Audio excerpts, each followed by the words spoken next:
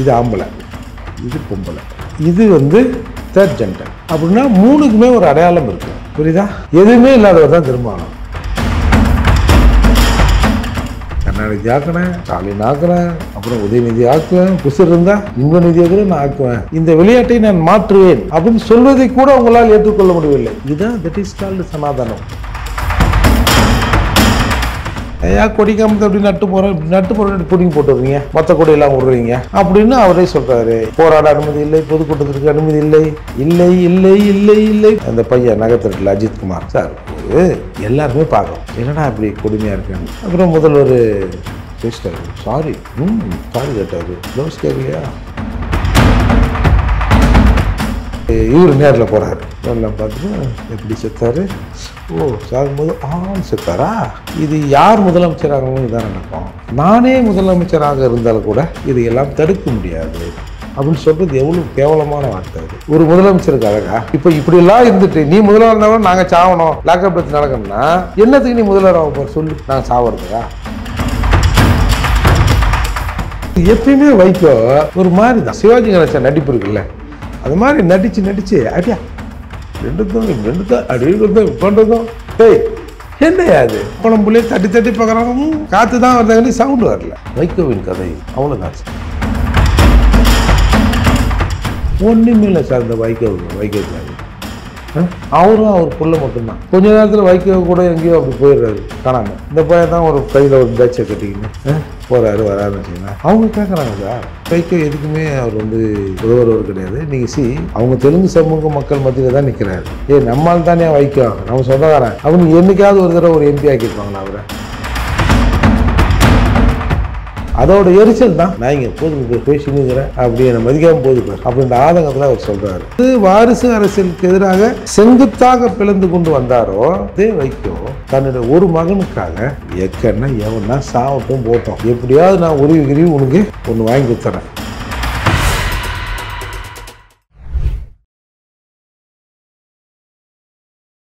இளையபாரத நேயர்களுக்கு வணக்கம். இன்றைக்கி நம்ம நேர்களில் நம்ம சிறப்பு விருந்தினர் புரட்சி தமிழகம் மற்றும் பறையர் பேரவைத் தலைவரான நம்ம ஏர்போர்ட் மூர்த்தி சார் அவர்கள் தான்.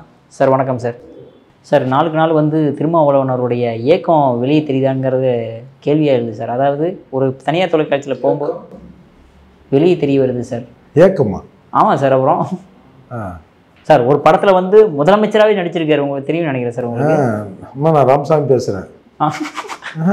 இவர் ஃபோன் பண்ணி கேட்பாரு, நான் கோட்டையிலேருந்து முதலமைச்சர் பேசுகிறேம்மா, ராமசாமி இருக்காரா? அந்த ராமசாமிக்கு ஒரு கதை இருக்குது, அந்த கதையை அதுக்குள்ளே வச்சுருக்காரு, அது பல பேருக்கு தெரியாது. சரி நம்ம ஏன் அதுக்குள்ளே போகணும்? சரி ஓகே சார். சார் அந்த ஆசை ஏன் நான் முதலமைச்சர் ஆகக்கூடாதா அப்படின்ற மாதிரி அந்த வாதத்தில் வைக்கிறாரு சார். ஆகிறதுக்கு பாசிபிள் இருக்கா அவர்? இப்போ தான் சொன்னார், அதான் முட்டா நான் பிரைம் மினிஸ்டர் ஆகணுன்றேன்.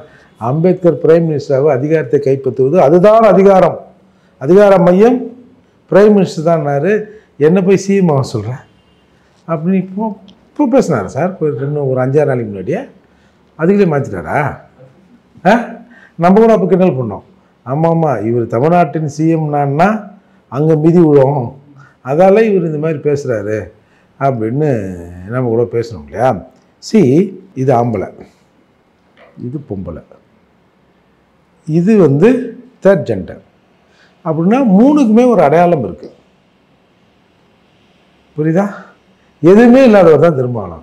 அப்புறம் அவ்வளோ கூட்டத்தை சேர்த்து வச்சிருக்காரு, எப்படி சார் அடையாளம் இல்லைன்றீங்க அவருக்கு? எப்படின்னா இப்போ என்ன கேட்குறாரு அந்த ஆதவர் ஒரு பேட்டியில் பார்த்தா, ஏன் அவன் இருந்தான்ல என்னை துணை முதல்வர் அப்படின்னு ஏன் சொல்லணும், ஏன் முதல்வர்னு சொல்கிறது? நான் ஒரு 3 மாதம் கட்சி விட்டு அவனை எடுத்தேன், வெயிட் பண்ணி இருந்துட்டு என்னை முதல்வர் ஆக்கியிருக்கலாம்ல அப்படின்னாரு. அப்போது ஆனால் விடுதலை சிறுத்தைகள் இருக்கும்போது ஆதவ் அர்ஜுன் ஏன் எங்கள் தலைவர் துணை முதலமைச்சர் ஆகக்கூடாதா? ஒரு 2 நிமிஷம் உனக்கு பேச தெரியுமா? பேப்பரை வச்சு படிக்கிறதே தப்பாக படிக்கிற. எங்கள் தலைவர் வந்து 2 மணி நேரம் அப்படியே எதையுமே பார்க்காம பேப்பரை எதையுமே பார்க்காம பேசுவார் அப்படின்லாம் சொன்னார். சரி நியாயமான கருத்து. கம்பேர்ட் டு திஸ் இது சூப்பர், நான் கூட ஒத்துக்கிறேன். அப்போது இது ஒரு சரியான கருத்தை அந்த இயக்கத்தின் தலைவரை மேன்மைப்படுத்த வேண்டும் என்று இயக்கத்தில் உள்ளவர் சொல்கிற கருத்தை மற்ற இயக்க பொறுப்பாளர்கள் ஆதரிக்கணுமா வேணாவா? ஒரு பையன் ஆதரிக்கலையே. எல்லாம் இப்போ என்ன திமுக நல்லா தானே ஆட்சி பண்ணிக்குது, இப்போ நம்ம துணை முதல்வரை என்ன பண்ண போகிறோம் அப்படி இப்படின்னு கண்ணாமூன்னு. அதெல்லாம் அதுக்கெல்லாம் காலம் இருக்குது. இப்போலாம் நாங்களாம் கேட்கல, எங்கள் அண்ணன் எனக்கு வேணாம். அவர் கேட்குறாரா இல்லையா, அவர் விரும்புகிறாரா இல்லை, இல்லை வேணாம் அவருக்கு. சும்மா ஏதோ 4 வயது 6 வயது கஞ்சி குடிச்சுன்னுக்குறோம். அப்பப்போ வாரத்துக்கு ஒரு நாள் கூப்பிட்டு பிரியாணி கறி போட்டு எலும்பு கொடுத்து கடிக்கு வர்றோம். அதை பாவிக்கு எடுத்து விட்டு நடுத்தரில் விட்டுருவான் போல இதே மாதவ அப்படின்னு. விடுதலை சிறுத்தைகள் இருக்கிற எல்லா எம்பி எம்எல்ஏக்கள் எல்லாருமே அப்படி தான் நின்ட்டாங்க. முக்கிய பொறுப்பாளர் எல்லாருமே திமுகவின் பக்கம் நின்ட்டாங்க. நம்ம கட்சியின் தலைவருக்காகத்தான் ஒருத்தன் பேசுகிறான்றத மறந்து இந்த தலைவருக்கு சுப்பீரியர் தலைவர் அவர். அது உண்மைதான். ஏன்னா இப்போ நீங்கள் நம்ம பொதுமக்கள் திருமாவளவனை முதல்வராக கூட்டுறாங்க. ஆனால் அவர் கருணாநிதி ஆக்கினேன், ஸ்டாலின் ஆக்குறேன், அப்புறம் உதயநிதி ஆக்குவேன், பார்த்துங்க உசுர் இருந்தால் இன்பநிதியை கூட நான் ஆக்குவேன் அப்படின்னு சொல்கிற நிலையில் அவர் இருக்கிறார். King maker sir Thirumavalavan. அப்புறம் சார் சும்மா சார் எழுத்தில் பேனரில் கேம் சேஞ்சர், கிங் மேக்கர் கூட இல்லை, கேம் சேஞ்சர். கேம் சேஞ்சர்னா ஆட்டத்தை மாற்றி அமைக்கக்கூடியவர். அப்படி ஆட்டத்தை மாற்றி அமைத்தால் அது வெற்றியாகவும் முடியும், தோல்வியாகவும் முடியும். அதுக்கு 2 அர்த்தங்குது. சும்மா கேம் சேஞ்சர்னு போட்டதே அதை ஒட்டியா மறையா. இப்போ அதில் கேம் சேஞ்சரோ இல்லை அரசியல் சாணக்கியரோ அப்படின்னு பேனர் இருந்தால் ஒரு பேனராக நின்று துணை முதல்வரோ இல்லை முதல்வரோ என்னென்ன எழுத்து போட்டுக்கிறாங்க, சின்ன கால் போட்டுக்கிறானா பெரிய கால் போட்டுக்கிறானா அப்படின்னு பார்த்து நான் சார் போகிறாங்க. அப்போது ஒரு பட்டியல் சமூகத்துக்காரன் இந்த விளையாட்டை நான் மாற்றுவேன் அப்படின்னு சொல்வதை கூட உங்களால் ஏற்றுக்கொள்ள முடியவில்லை. இதுதான் தட் இஸ் கால்டு சனாதனம் அவங்க பார்வையில். நாங்கள் மட்டும்தான், நீ யார் எங்கள் ஆட்டத்தை மாற்றுறதுக்கு? அம்மா திமுறா அவனுக்கு வாங்கி தரணும், பையனுக்கு வாயப்பாரு அப்படின்னு சினிமாவில் வரும்ல, அந்த மாதிரி அந்த நிகழ்வுலாம் நம்ம பார்த்தோம். அப்படி இருக்கிற போது குறைஞ்சபட்சம் தமிழகத்தின் முதல்வர் இல்லை வருங்கால முதல்வர் அப்படின்னு நம்ம காசு நம்ம பார்த்து சொன்னாம்பட்ச செவுறு அதில் எழுத முடியுதா? அப்படி தான். அப்போ அவ்வளவு நெருக்கடிக்குள்ளே திருமாவளவன் இருக்கிறார். அவரே சொல்கிறாரு, நையா கொடி காமத்தை அப்படி நட்டு போகிறேன், இப்படி நட்டு போகிறேன் பிடிங்கி போட்டு வர்றீங்க, மொத்த கொடியெல்லாம் விடுறீங்க அப்படின்னு அவரே சொல்கிறாரு. எங்களுக்கு போராட அனுமதி இல்லை, பொதுக்கூட்டத்திற்கு அனுமதி இல்லை, அப்புறம் நாங்கள் இஷ்டப்படி பேசுவதற்கு அனுமதி இல்லை, இல்லை இல்லை இல்லை இல்லை போதுன்ற மாதிரி எல்லாத்துக்கும் இல்லை இல்லைன்னு சொல்லிட்டு, ஆனாலும் எங்கள் கூட்டணி பலமாக இருக்கிறது, எங்களை யாரும் உடைக்க முடியாதுன்றார். அப்போ இதிலிருந்தே அவரோட பலவீனம் தெரியுது. அதுக்கு தான் எந்த ஐடென்டிட்டியும் இல்லாமல் அவர் இருக்கிறாரு அப்படின்னு நான் சொல்கிறேன். அப்போது என்ன பண்ணார், டெப்டி சிஎம் அதுக்கு ஒரு மாறி பேசினாரா. அப்புறம் என்ன சொன்னார், நான் பிஎம் ஆக போகிறேன்னாரா. இப்போ என்ன கேட்குறாரியா, எனக்கு சிஎம் ஆகக்கூடாதா? 3039 இவர் ஸ்டாலின் மாதிரி கணக்கு வருது. 2031 நான் பாரு என்ன பாரு என்ன இன்னொரு 5 வயசு கூடும், வைக்க மாதிரி தளருவேன், அவ்வளோதானே. இப்போ அதாவது இப்போ இரவாணத்தில் இருப்பாங்களாம், அடுத்து அந்த வீட்டையே வாங்கிட்டு வாங்கலாம். இது எப்படி சரியாக இருக்கும்? தூரம் நின்று சொல்லணும்ல, இந்த வீட்டை என்றைக்காவது நான் வாங்குவேன். கன்சிராம் சொன்னார், இந்தியாவை ஆள்வதே என் இறுதி லட்சியம். அம்பேத்கர் சொன்னார், அதிகாரத்தை நோக்கி போகணும், அதை பிடுங்கணும், அதை பறிக்கணும், அதை கைப்பற்றணும்னாரு. ஏங்க பார்த்து கொடுங்க என்னங்க இப்படின்னு சொல்கிறது எப்படி சரியாக இருக்கும்? 2 சீட்டு கொடுத்தா ஒன்று முஷினத்து நெல், இன்னொன்று இந்தடா எத்துமுடா சிவரீனை அப்படின்னு கொடுக்குறாங்க. அப்புறம் அடுத்து 3 பொது தொகுதி கேட்டேன், அது கேட்டேன், இது கேட்டேன், அப்புறம் 2 சீட்டை கொடுத்தாங்கல்ல. அப்பா 2 சீட்டு கொடுத்துட்டாங்க, அதுலேயும் எங்கள் சொந்த சின்னத்திலே நிற்க சொல்கிறார் எங்கள் எஜமானர். ஏம்பா என்ன தான் இது? சரி அப்படி 2 சீட்டு வாங்கினாங்க, அதை பெருமையாக சொன்னாங்க. ஏன்னா அதாவதுங்க இது எப்படி தெரியுமா காட்டுது, இந்த பல ஊர்களில் இந்த உள்ளாட்சி அமைப்புகளில் அது பொது தொகுதியாக இருக்கும், பொது உள்ளாட்சியாக இருக்குங்க. அது ரிசர்வாக மாறின உடனே அவன் வீட்டில் சாணிகனி வாரின்னு இருப்பான், இல்லை வீட்டு வேலை செஞ்சுருப்பான்ல, பண்ண அடிமையாக அன்றாட பழப்புக்கு ஏதோ ஒரு வேலை செஞ்சுருப்பான்ல, அவன் மேபி எஸ்சியாக இருப்பான். அவனை கூப்பிட்டு என்ன பண்ணுவாங்க, இவர் தான் தலைவர், தலைவர் எங்களுக்கு வித்தியாசம் எஜமானர் என்ன தலைவராகிட்டு என் புக்கு எடுத்து கைது போகிறாரு பற்றியா நான் பெருமையாக தெரியுமா அப்படின்ற மாதிரி 2 சீட்டு கொடுத்தாங்க. இவங்க சின்னத்துலேயே நிற்க சொல்லிட்டாங்க. சரி சின்னத்துலேயே நிற்க சொல்லிட்டாங்களா, அந்த முண்டகலப்பு ஒன்று அது ஜெயிச்சுட்டு நேராக போய் பொன்முடி காலில் விழுந்தா கூட பரவாயில்ல, பொன்முடி வீட்டம்மா காலில் போய் ஒன்று விழுது. சார் நீங்கள் உழுங்க உருளுங்க மண்சோர் கூட தின்னுங்க, மரவா தின்னியா மண்ணத்தினால மரவா தின்னு ஒன்றுக்குது இல்லை. நீ அந்த அம்மா வீட்டு காலில் 108 தடவை கூட விழுந்து எழு, எதனா ரூமில் வச்சு விழுந்து எழு. அந்த வீடியோ வெளியிலே வருகிற போது அது ஒட்டுமொத்தமாக ரவிக்குமாருக்கு ஓட்டு போட்ட மக்களின் முகத்தில் கரிய பூசுவது மாதிரி தானே. இப்போ எவனாவது ஒரு எஸ்சி ஏங்க நீங்கள் தாங்க எங்கள் மாவட்ட அமைச்சர் என்னங்க இது அப்படின்னா, ஏய் நாயா எங்கே வா எம்பி எங்கே ஊந்து கிடக்குறான் பார், போட்டோ தைச்சிக்கிற பார் பார்த்துட்டு போ, செருப்பிஞ்சிடும். எங்கே வந்து என்ன ஒத்த ஓட்டு நீ ஒத்த ஓட்டு போட்டு மொத்தமாக ஓட்டு வாங்கணுங்க கீழே ஊந்து கிடக்குறான் பாடுறா போடா அப்படின்னு இயல்பாக சொல்லுவாங்களா சொல்ல மாட்டாங்களா? சார் இது கேட்பதற்கு நகைச்சுவையாக கூட இருக்கும், ஆனால் எதாச்சும் அதானே சார். சார் வரவனை மிரட்ட மாட்டான், அட்டு எங்கேருந்து வந்து என்ன கேட்குறேன் எம்பி அங்கே வந்து கழுவி விட்டுங்கிறான் கேட்பாங்கல்ல. அப்போது அம்பேத்கர் இந்த ஓட்டு மிக வலிமையானது, அதிகாரத்தை நோக்கி நம்ம போகணுன்றீங்க. நீங்கள் என்ன சொல்கிறீங்க, அதிகாரத்தை நோக்கி நம்ம போகணுன்றீங்க. அதிகாரத்தை நோக்கி போயிட்டு எது போய் அம்மா காலில் எல்லாம் வைக்கிறீங்க. அப்போது உங்களுக்கு எந்த ஒரு சிறத்தன்மையும் இல்லை. நீங்கள் என்ன சொல்கிறீங்க, ஆனால் இந்த சமூகத்தை நாங்கள் வந்து அதை பண்ணோம் இதை பண்ணோம். அம்பேத்கர் வந்து கற்பி ஒன்று சேர் புரட்சி செய்யினார். சரி கற்பி சரி என்ன பண்ணீங்கன்னு தெரில, 10 கேஸ் இருக்கணுன்றீங்க, அதில் ஒன்று கொலைகாசாக வேறு இருக்கணுன்றீங்க. சரி ஓகே ஒன்று சேர்னார், ஒன்று சேர்ந்திருக்கிறார்கள்.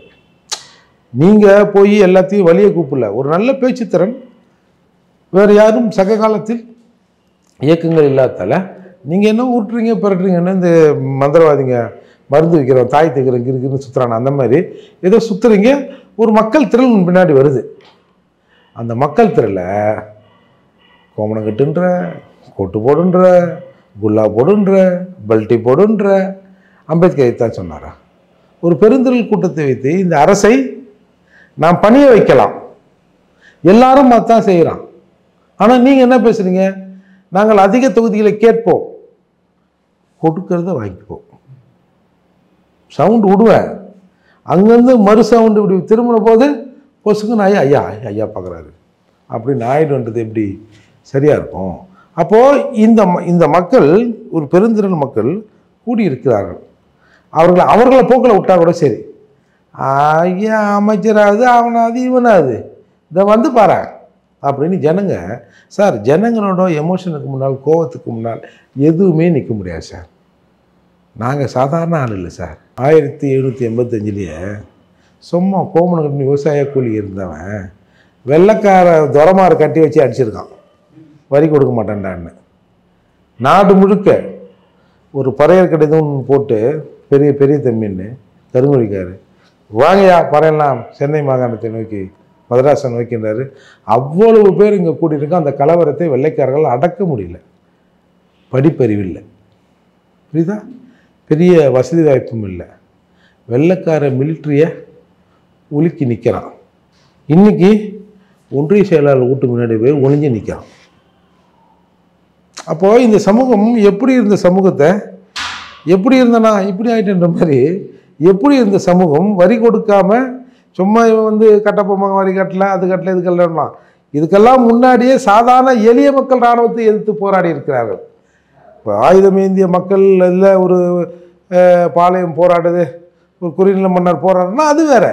எளிய மக்கள் சும்மா சாதாரண விவசாய கருவிகளை ஏந்தியவெல்லாம் இந்த வெள்ளைக்காரனை எதிர்த்து போராடிருக்கலாம் முதலாம். அதுதானே முக்கியம்.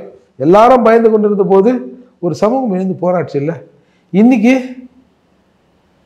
அது எங்கே இருக்குன்னே தெரியல.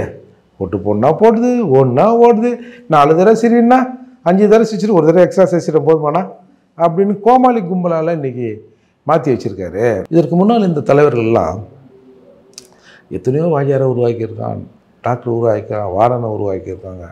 பல லட்சம் பேர் சாமி ஜெகஜானந்தாலாம் சாமியார் மாதிரி இருக்கிறார், நாமங்களும் போட்டுனுக்கிறாரு. சார் பல லட்சம் பேர் படிக்க வச்சுருக்காரு. ஐயா இளைய பெருமாள் அந்த காலத்தை அப்படியே போவாங்களாம், டேங்கில் தண்ணி எடுத்துக்கின்னு வரப்புற பிள்ளைங்களாம் பிடிச்சி முடியை வெட்டி குளிப்பாட்டி இவ அப்படி இருக்கண்டா இப்படி இருக்கணும்டா அப்படின்னுவாங்களா. எம்சி ராஜாலாம் பறையர்கள் வந்து வெந்நீர் ஆடை உடுத்தணும், நறுமணங்களை பூசிக்கொண்டு வெளியே வரணுன்றாரு. சென்ட்டை எவன் சார் போடுவான்? இப்போ நீங்கள் பொதுவாக இப்போ நம்ம ஒரு 50 100 பேருக்கு வச்சிங்களேன், எவனா ஒருத்தர் 2 பேர் தான் அந்த நறுமணத்தை பூசுறவனா இருப்பான், சென்ட் அடிக்கிறவனா இருப்பான். அப்போது ஆமாம் ஒரு வந்தாலும் சென்ட்டெல்லாம் வர முடியாது துரை, ஆமாம் அப்படின்னு சொல்லுவாங்கள்ல. அப்போ அந்த காலத்தில் எம்சி ராஜா சொல்கிறாருன்னா அப்போ பல துறைகள் இந்த பறையர் சமூகத்தில் இருந்திருக்கும்ல. நாங்கள் இப்படி இருந்துட்டு இன்றைக்கி காவா ஓடுறோங்க, இந்த காவாயிலேருந்து தூக்கி 30 கிலோமீட்டர் தூக்கி போடுறாங்க. நல்லா ஆச்சு ஐயா, நல்லா செஞ்சார் ஐயா, திக்காக செஞ்சுருக்கார் ஐயான்னு, ஐயா இன்னும் கொஞ்சம் செய்யுங்க ஐயா அப்படின்னு சொல்கிறது எப்படி சார் சரியாக இருக்கும்? நீங்கள் இப்போ லாஸ்ட்டாக அந்த பையன் நகர்த்திருக்குல்ல அஜித்குமார் சார், ஒரு எல்லாருமே பார்க்குறோம் என்னடா இப்படி கொடுமையாக இருக்குன்னு. அப்புறம் முதல்வர் பேசிட்டார், சாரி சாரி கேட்டார், ப்ளவுஸ் கேட்கலையா, சாரி கேட்டார், சரி. அப்போவும் அந்த கொந்தளிப்பு அடங்கலை. ஏன்னா அடுத்தடுத்து இந்த விசாரணையில் உள்ள முரண்கள் வெளியே வருது, எப்படி ஏதுன்னு வருகிற போது ஜனங்க எமோஷன் ஆகுது. உடனே அதுக்கு இவர் நேரில் போகிறாரு, எல்லாம் பார்த்துட்டு எப்படி செத்தார், ஓ சாகும்போது ஆன்னு செத்தாரா, சரி சரி சரி. வெளியே வந்துட்டு இது யார் முதலமைச்சராகவும் இதான் நடக்கும், நானே முதலமைச்சராக இருந்தாலும் கூட இதையெல்லாம் தடுக்க முடியாது அப்படின்னு சொல்கிறது எவ்வளோ கேவலமான வார்த்தை அது. ஒரு முதலமைச்சருக்கு அழகா சொல்லுங்கள்? அந்த முதலமைச்சர் கூட சொல்லலை, இதோம்மா தெரிஞ்சோ தெரியாமல் விரும்பத்தகாத சம்பவம் நடந்து போச்சு அப்படின்னு எவனோ ஒருத்தன் எழுதி கொடுத்தனா அதை சொல்லிட்டாரு. ஆனால் நீ என்ன சொல்கிற, நான் இருந்தால் கூட இப்படி தான் நடக்கும் அப்படிங்கிறது எப்படி சரியான வார்த்தை? அதுக்கு தமிழில் அதுக்கு திருப்பி சொல்கிறதுக்கு அவ்வளோ ஒரு மட்டமான வார்த்தையே இல்லைன்னு நான் நினைக்கிறேன். அப்போ எதுக்கு உனக்கு இப்போ இப்படியெல்லாம் இருந்துட்டு நீ முதல்வர் இருந்தால் கூட நாங்கள் சாவணும் லாக்அப் டெத் நடக்கணும்னா என்னத்துக்கு நீ முதல்வர் ஆக போகிற சொல்லு, நாங்கள் சாவறதுக்கா? அப்போது அவருக்குன்னு ஒரு நிலைப்பாடுலாம் இல்லை சார். சார் ஒன்றும் இல்லை சார், இன்றைக்கி கம்யூனிஸ்ட்காரன் சொல்லிட்டான், ஏய் இங்கே பாரு போன தடவை மாதிரி 6 சீட்டு கொடுத்து எங்களை ஏமாற்ற வைக்காத, போன தடவை என்ன சொன்னேன்னு இந்த தடவை கொஞ்சம் அட்ஜஸ்ட் பண்ணிங்க, நம்ம கொஞ்சம் கேப் விட்டோம்னா உள்ள பிஜேபி நுழைஞ்சிடும்னு. இந்த கதைலாம் போன தடவை காதில் பூ சுற்றணும்ல, இந்த தடவை சுற்ற முடியாது பார்த்துக்க. நாங்கள் வந்து அந்த போன தடவை மாதிரிலாம் கம்மியான இடங்களில் நிற்க முடியாது. சரி ஒன்றுமே இல்லை சார், இந்த வைகோக்காரு அவரும் அவர் புள்ள மட்டும்தான். கொஞ்ச நேரத்தில் வைகோ கூட எங்கேயோ அப்படி போயிடுறாரு காணாமல். இந்த பையன் தான் ஒரு கையில் ஒரு பேட்சை கட்டிக்கின்னு போகிறாரு வராருன்னு வச்சிங்களேன். அவங்க கேட்குறாங்க சார், வேறு 12 தொகுதியில் நாங்கள் நின்று அவனை பார்த்துக்க. சரி நீங்கள் ஒருத்தர் உங்கள் கட்சியிலேருந்து மானங்கட்ட கூட்டணி இது வெக்கமான சூடு சொன்ன இல்லாமல் தான் அந்த கூட்டணியில் இருக்கிறோம். 50 சீட்டு கேட்போம், ஒருத்தர் 25 சீட்டு கேட்போம், இவர் தலைவர் அதிகம் கேட்போம், கொடுக்குறத வாங்கிப்போம். இது என்னது இது? அப்போ இப்படி இருந்துங்கன்னு நீங்கள் வந்து என்னை வந்து பலர் குறை சொல்கிறான். இன்னும் வார்த்தை சொன்னார், என்னது என்னவோ அற்பரா என்னென்னவோ சொல்கிறாரு, எனக்கு அர்த்தம் தெரியல. சரி ஓகே சொல்லு. அதாவது யாருமே இல்லாத இந்த களத்தில் நான் மட்டுமே இருக்கிறேன்னு நின்னேன். இன்னைக்கு அப்படி இப்படி ஒரு ஸ்டெப் இப்படி வச்சா ஒரு முட்டுறோம், இப்படி வச்சா முட்டுறோம். எதுக்கு? சமூகத்துக்கு பயனுள்ள ஏதாவது விஷயங்களை நீ செஞ்சுட்டு போகணும். நீ சாவேன் நான் சாவேன், இந்த சமூகம் அப்படியே தான் இருக்கும். நம்மை நம்பி வருகிற சமூகத்துக்கு நீ என்ன செஞ்ச சார்? நீங்கள் ஒரு எம்பி சார் அவரே சொல்கிறாரு, தேர்தல் நிதி அதை கட்டினேனா இதை கட்டினேனா அதை பண்ணனா இதை பண்ணனான்னு என்னை கேட்குறாங்க. நான் அதெல்லாம் நான் செய்யலை, நான் மக்களுக்கு விழிப்புணர்வு வழங்கினேன். எங்கேருந்து வாங்கி அந்த சார் ஒரு எம்பின்னா ஒரு 25 கோடி நம்ம தராங்க உள்ளது எம்பி ஃபண்டு. நான் இத்தனை பேரை உருவாக்கியிருக்கேன், இத்தனை பேருக்கு வந்து லோன் மத்திய அரசு லோன் இருக்குது, அதை வாங்கி கொடுத்து தொழிலதிபர் ஆக்கியிருக்கேன். இத்தனை பேர் தாட்கோவில் இன்றைக்கி சிதம்பரத்தில் ஒரு 100 கார் ஓடுதுன்னா அது எல்லாம் எங்கள் பசங்களுக்கு நான் தாட்கோவில் வாங்கி கொடுத்தது. இன்றைக்கி வந்து இத்தனை இப்போ ஒன்றும் இல்லை சார், சிதம்பரம் அந்த பாராளுமன்ற தொகுதிக்கு உட்பட்ட இடங்களில் மட்டும் 1,25,000 பட்டாக்கள் வெயிட்டிங்கில் இருக்கான். வீட்டு மணி பட்டா கேட்டு அப்ராக்சிமேட்லி ஒரு 10,000 20,000 கூட முன்ன பின்ன வரும். எம்பி தானே நீ, பேசியில் வாங்கி தரேன், நீ எதிர்கட்சி எம்பி ஆகுது. ஆனால் நான் சொன்னால் எங்கே கேட்குறானுவா அப்படின்னு சொன்னால் கூட பரவாயில்ல. ஆளுங்கட்சியில் தமிழகத்தில் கூட்டணியோடு இருக்கிறோம்ல, ஏங்க அதை பட்டா கொஞ்சம் கொடுங்க, எங்கள் ஆளுங்க சொந்த விட்டு இருக்கட்டா அப்படின்னு சொன்னால் என்ன சார் கேடு? அதை கூட நீ செய்யலைல்ல. என்ன நீ இந்த 2-3 தடவை நீ எம்பியாக இருந்து என்ன செஞ்ச? பாருங்கள் என் கால் வீங்கி போச்சு. என்ன செஞ்ச? ஐயோ 2 காலுமே வீங்கி போச்சு பாருங்கள். இது என்ன சார் இது? சார் அந்த 2 கால் வீங்கி சோரத்தா எதிரானுவோம். இப்போ ரீசெண்டாக கண்ணில் ஏதோ சின்ன கட்டி வந்துச்சா, அதுக்கு 1,00,000 1,70,000 கொடுத்தா நல்ல உயர் ஹாஸ்பிட்டலில் ட்ரீட்மெண்ட் பண்ணார்.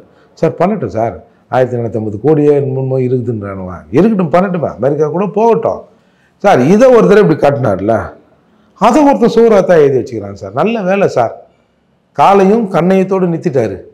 இல்லைன்னு வச்சுங்க விபரீதமாயிட்டு இருக்கோம்.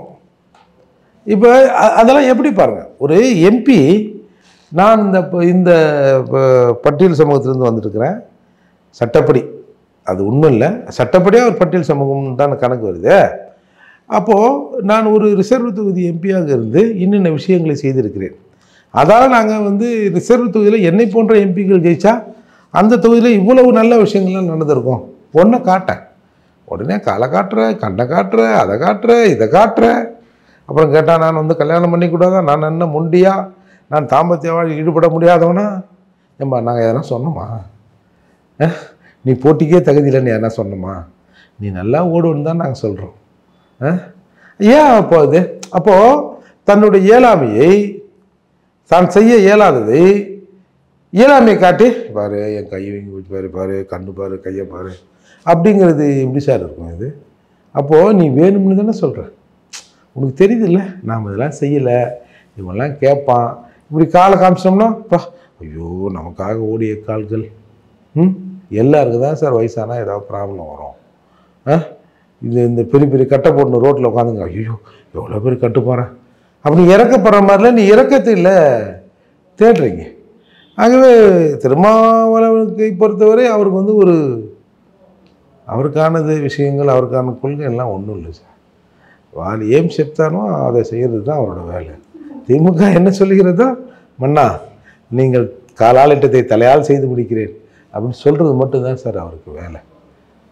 சார் அடுத்ததான் நீங்கள் சொன்ன மாதிரி வைகோ அவர்கள் ஒன்ஸ் அப்பான டைம் அவர் பேச்சுக்காகவே கூடின கூட்டங்கள் பார்க்க முடியும், ஏன் சேரெல்லாம் நம்பி நின்றுட்டு பார்க்கக்கூடிய கூட்டங்கள், அவருக்காக அவருடைய பேச்சுக்காக 4 பேர் தீ குளிச்சது கூட நம்மளோட பார்க்க முடியுது. இப்போ என்ன சார் கேமராமேனை அடிக்கிற அளவுக்குலாம் போயிட்டாங்க, ரோலெல்லாம் பிடிச்சி வெளியே போடுங்கடான்ற அளவுக்கு ஆகிட்டாங்க. அந்தளவுக்கு வைகோ வீக் ஆகிட்டாரா? வைகோ வீக் ஆகலை, வைகோ கட்சி வீக் ஆகி போச்சு. எங்கே இருக்கிறாருன்னு தெரில பாவம். அதை பயந்தாலும் லூசு ஏதோ பேசிக்கிறாரா அப்படின்ற மாதிரி அவங்க கட்சிக்காரங்களும் ஒரு முடிவுக்கு வந்துட்டாங்க சார். வைகோவை பொறுத்தவரை அவர் புளிய மரம்னுவாங்க. புளிய மரம் நல்லாயிருக்கும், புளிய மரத்துக்கு பிளைனாக இருக்கும் பார்த்துட்டிங்களா, மொழி வச்ச மாதிரி இருக்கும், அது கீழே எந்த புல் பூண்டும் முளைக்காது. அந்த மாதிரி வைகோ எதுக்குமே அவர் உதவுறவர் கிடையாது. நீங்கள் அவங்க தெலுங்கு சமூக மக்கள் மத்தியில் தான் நிற்கிறாரு. நம்மால் தானே வைகோ, நம்ம சொந்தக்காரன் அவனுக்கு என்றைக்காவது ஒரு தடவை ஒரு எம்பி ஆக்கியிருப்பாங்களா அவரை? அப்போ அந்த மாதிரி ஆனால் தான் வைகோ. இன்றைக்கு பாருங்கள் மனசு என்ன பிரபாகரனா மாத்தையாவா, சரி சத்யா மாத்தையாவா இல்லையான்னு முடிவு பண்ணுவோம். நீ பிரபாகரனா சொல்லு, நீ என்ன எங்களை ஏமாத்துறியா, நான் காதில் பூ சுத்துறியா, நீ பிரபாகரனா? அவருக்கு இன்னமும் நினப்பு. ஈழ அரசியல் என்பது தமிழகத்தில் இருக்கிற தலைவர்களுக்கு ஒரு கறவை அரசியல். எடுத்து போனோம்னா இன்றைக்கி 2 பேசினோம்னா பால் கறந்துங்களான்ற மாதிரி இருந்தது. என்றைக்கு அந்த போராட்டம் முடிவுக்கு தலைவர் இருக்கிறார் இல்லை என்ற நிலை வந்த பிறகு இதோட ஒன்றும் பேராது அப்படின்னா அவன் அந்த விஷயத்தையே மூடிட்டான்ல. இன்றைக்கு ஒரே ஒரு மனிதர் மட்டும்தானே அதை பேசிக்கொண்டு இருக்கிறார், செந்தமிழன் சீமான் மட்டும்தான் அதை பேசுகிறாரு. அதற்கான அடையாளத்தை தொடர்ந்து வெளிப்படுத்துகிறார். அந்த அந்த அந்த நினைவை அப்படியே வச்சுன்னுக்கிறார். அந்த மனுஷனும் பேசணும்னு வச்சுங்க, அசோகர் மரங்களை நட்டார்னு படிக்கிறோம்ல, அந்த மாதிரி ஆயிருக்கும்.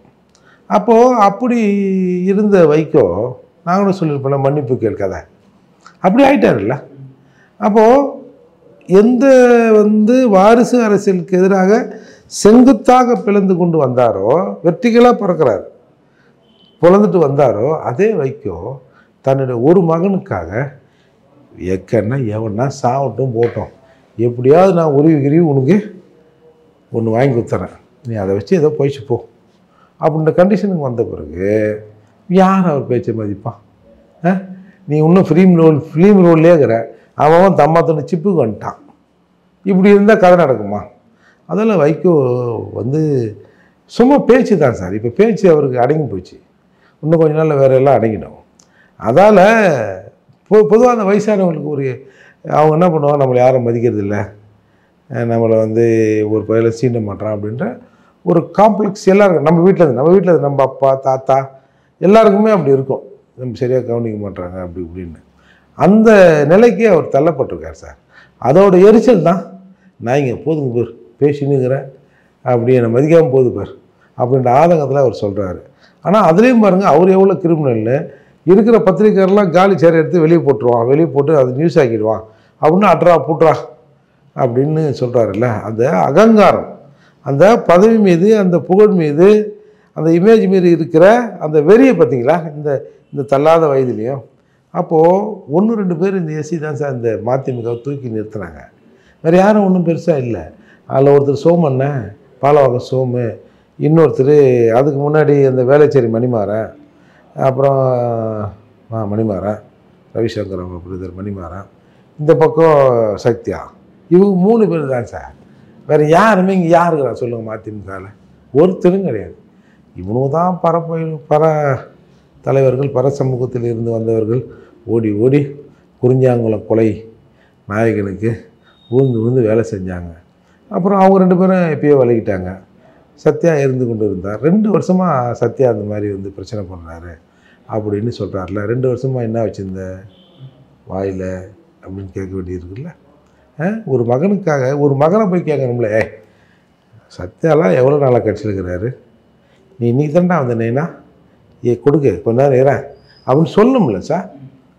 ஆனால் தன் மகனுக்காக எல்லாரையும் பகைத்து கொள்வதற்கு ரெடி ஆகிட்டார். அதை விட எனக்கு கோபம் என்னென்னா, சரி சத்யா அவர்களே நீங்கள் நீக்கிறீங்க போகிறீங்க, அவரை அவதூறு பண்ணுறீங்க, சரி ஓகே மாத்தாயான்றீங்க, அது எதுன்னு ஓகே சார். அதுக்கு விளக்கம் கேட்கிற போது என் வீட்டு வேலைக்காரர் எஸ்சி, நான் ஒரு 2 பேரை சொல்லி அவர்களுக்கு எஸ்சிங்களுக்கு தான் கொடுத்தேன். ஏன்னா ரிசர்வ் தொகுதியில் எஸ்சி மட்டும் தான் நிற்க முடியும், வேறு எவனா நிற்க முடியுமா? இன்னும் பெருசாக பேசுகிறேன். ரிசர்வ் அந்த தொகுதி பேரை சொல்லி இந்த தொகுதியில் நான் இவர் நிறுத்தினேன். என்னமோ பொது தொகுதி வாங்கி முதல்ல நீங்கள் இருக்கிற கலிங்கப்பட்டியில் எஸ்சி மக்கள் அந்த பக்கம் போக முடியுமா, ஃப்ரீயாக இருக்க முடியுமான்னு முதல்ல நீ சொல்லு. இல்லை ஒரு கேமரா எடுத்துகிட்டு போய் நீங்கள் கலிங்கப்பட்டி சுற்றி இருக்கிற கிராமங்களில் அந்த குறிப்பிட்ட சமூகம் என்னென்ன பண்ணுதுன்னு நீங்கள் ஒரு பைட் எடுத்து போடுங்க. சும்மா அங்கே வெளியில் இன்னும் எல்லாம் என் காதில் இருந்து சொன்ன ஒரு தடவை பறையர்னு என் வாயில் வராது, அதால் பேரவை பொதுச் செயலாளர் தம்பி ஏற்பாடு மூர்த்தி அவர்களே அப்படின்னு ஒரு இதில் பேசினார். அப்புறம் இன்னொரு விதத்தில் அவரை இந்த ஓவியர் வீரசந்தானம் ஒருத்தர் இருந்தார், இப்போ இறந்துட்டார், தமிழ் தேசிய சிந்தனைவாதி. அவர் ஒரு குறும்படம் நடிக்கிறார், வேட்டின்னு நினைக்கிறேன், அது ஒரு 8-10 நிமிஷம் ஓடுது. ஆக்சுவலாக அந்த படத்தில் அவர் நடிக்கும் போது அவருக்கு உடம்பு சரியில்லாமல் போயிடுச்சு, ரொம்ப மோசமான கண்டிஷனுக்கு போயிட்டார். அப்புறம் முனைவர் நடராசன் ஐயா என்ன பண்ணார், அதை விஷயத்தை கேள்விப்பட்டேன், டக்குன்னு ஒரு ப்ரைவேட் ஹாஸ்பிட்டலில் சேர்த்து பல லட்சங்கள் செலவு பண்ணி அவரை போகிற வருஷத்தில் கையை பிடிச்சி இழுத்துட்டார். அப்புறம் வச்சுருந்தார். அப்புறம் அவர் நடித்த அந்த குறும்படத்தை வெளியிடுறோம், பார்த்து எல்லோரும் பார்த்தோம். நான் நெடுமாறன், அவர் முனைவர் நடராசன், நான் வைகோ எல்லாம் பார்த்தோம். வைகோ முன்னாடி வந்து நேர் பின்னாடி நான் வந்துங்கிறேன். அப்புறம் நாங்கள் காரில் போக சொல்லி எங்களுக்குள்ளே நான் நடராஜன் ஐயா காரில் போனேன். போகும்போது சில டிஸ்கஷன் அவங்க பண்ணின்னு வந்தாங்க. இன்னொருத்தர் அவரை நான் கம்முன்னு உட்காந்துருந்தேன். சரி பார்த்துப்போம், தெலுங்குக்கார சாமிக்கு கோபால் சாமிக்கு இவ்வளோ இருக்குதா அப்படின்னு சொல்லிட்டு எல்லோரும் மைக் பிடிச்சாங்க. நான் மைக் பிடிச்சேன். பிடிச்சி இன்றைக்கு நம்ம வீரசந்தானம் அவர்கள் நடித்த அந்த குறும்படத்தை அவரை வைத்துக்கொண்டே நாம் பார்க்கிறோம் என்று சொன்னால் அதற்கு காரணம் முனைவர் நடராஜன் தான். அதற்கு என்ன காரணம்னா, தமிழ் தேசியம் பேசுகிற பலரில் பிறப்பால் தமிழராக இருக்கிற ஒரு சிலரில் வீரசந்தானம் ஒருவர் அப்படின்னு நான் நேரடியாக தெலுங்கர்களை சொல்லாமல் வேறு ஒரு தமிழர் அல்லாத குரூப்பை சொல்லி அந்த குரூப் இங்கே எப்படிலாம் வளர்ந்துருக்கு, போயிருக்கு, வந்திருக்கு. சில குறிப்பிட்ட விஷயங்களில் தமிழர்கள் கூட, இந்த நாட்டின் மைந்தர்கள் கூட அந்த பிஸ்னஸுக்குள்ளே போக முடியல. அப்படி இப்படின்னு இவரை எய்ம் பண்ணி நான் வேற ஒரு ஆளை சொல்கிறேங்க. சொல்லிட்டு இப்படி வந்து உட்காந்தேன். இப்படி திரும்பி, நீங்கள் என்ன தான் இயக்கம் நடத்துறீங்க அப்படின்னாரு. உங்கள் பேர் என்ன? இயக்கத்து பேர் என்ன? பறையர் பேரவை அப்படி சொல்லி உண்மையிலே இப்படி சிரிச்சிட்டேன். மோனை என்ன ஆட்டம் போடுவே நீ அப்படின்னு. அதனால் அவர் எப்பயுமே வைக்கோ ஒரு மாதிரி தான். அதாவது அந்த சிவாஜி கணேசன் நடிப்பு இருக்குல்ல, அது மாதிரி நடித்து அப்படியா ரெண்டுத்தும் இப்படி ரெண்டுத்தும் அப்படி இருக்கிறதும் இப்படி பண்ணுறதும் ஏய் என்னையா அது இயல்பாகவே இருக்க மாட்டேன். இப்போ அந்த மாதிரி ஆக்ட் கொடுத்த அதே மாதிரி பார்க்குறது இப்படி இப்படின்றது. இன்னொரு சம்பவம், ஒரு இதே மாதிரி ஒரு குறும்படம், அது வந்து போராளிகள் சம்மந்தப்பட்ட விஷயம். ஒருத்தர் ஒரு குறிப்பிட்ட போராளியோட ஒரு சின்ன விஷயம், ஒரு 8 நிமிஷம் வீடியோ. வைகோ அந்த டைரக்டர் அந்த பங்குறாரு, வைகோ இன்னொருத்தர், அது பக்கத்தில் நான் படம் பார்க்குறோம். இங்கே தான் சென்னையில் பார்த்துட்டு இவருக்கு ஒன்றும் புரியல. திருப்பி போடுங்கன்னாரு. திருப்பி போட்டாங்க. 8 நிமிஷம் தானே, திருப்பி போட்டாங்க. அப்புறம் யார் என்ன ஏது அந்த அந்த கேரக்டர் இருக்குல்ல, என்ன ஏது அப்படின்னு இவர் கேட்குறாரு. அந்த டைரக்டர் சொல்கிறார். அப்புறம் இந்த படம்லாம் முடிஞ்ச பிறகு எல்லோரும் பேசுவோம்ல, சார் மைக்கை பிடிச்சார் சார், நீங்களாம் அந்த மாதிரிலாம் பார்த்துருக்க மாட்டீங்க சார். சார் 1/2 மணி நேரம் பேசுகிறாரு. அவன் கூட இவர் இருந்த மாதிரியும், இவர் வந்து அந்த ஈழத்துக்கு போன போது அவன் வந்து இவருக்கு கூடயே வந்து உதவி பண்ணி இவனை மெய்க்காவராக கூட இருந்து தான் சேர்த்த வரைக்கும் அவ்வளவு உன்னதமான தோழர் அவர் அப்படின்னு பேசுகிறார் சார். இந்த பட்டிமன்ற பேச்சாளர்லாம் சொல்லுவாங்களா, ஒரு வார்த்தை சொல்லு, ஒரு பேரை சொல்லு, 1 மணி நேரம் பேசுகிறேன் பார் அப்படின்னு பேசுகிறாங்களா. அந்த மாதிரி அவன் யார் என்னன்னு கேட்டுட்டு அவன் கூடயே வாழ்ந்த மாதிரி, அவன் தான் எனக்கு பொண்டாட்டி, என் கூடவே இருந்தா அப்படின்ற மாதிரி பேசுகிறார் சார். இதுதான் சார் வைகோவோட கேரக்டர். இவ்வளோ பெரிய பேச்சாளரா சார் அவரு? பெருமையாக தானே சொல்கிறாங்க. அப்புறம் என்ன, மற்றவங்கள அந்த மாதிரி பேச முடியுமா? பேச முடியுமா? கூட இங்கே கேட்டு இன்னொரு இடத்துல பேசலாம். நம்ம அவங்ககிட்டயே கேட்டு அவன் அந்த ஸ்டேஜில் இருக்கும்போது அவன் முன்னாடியே நீ இப்படி பேசினா அந்த ஆள் என் பாவம் என்ன நினைப்பாரு அப்படின்ற எண்ணம் கூட கூச்சம் நாச்சம் கூட இல்லையே. நீ எந்த அளவுக்கு வேணாலும் போகல. அதோட விளைவு தான் சார் இன்றைக்கி எல்லாம் போய் வெறுங்கையாக நிற்கிறார். தட்டி அவங்க அப்பளம் புள்ளையே தட்டி பார்க்குறாங்க. காற்று தான் வருதாங்க, சவுண்டு வரல. அதால் வைகோவின் கதை அவ்வளோதான் சார். வன்னி புலி, பார்லிமெண்ட் டைகர் அடிக்கடி நான் சொல்லுவேன். ஒரு தடவை ராஜீவ்காந்தி கேட்டார், ஏய் நீ பிஎம்னு தெரியும், நீ பிக்னிக் மினிஸ்டரா பிஎம்மா, பிரைம் மினிஸ்டர் ஆஃப் இந்தியாவா பிக்னிக் மினிஸ்டரா, answer my question and go, என் கேள்விக்கு பதிலை சொல்லிவிட்டு போ அண்ணாரா. பாவம் இன்னைக்கு அக்கா கிட்ட மன்னிப்பு கேளுங்க நிற்கிறார்.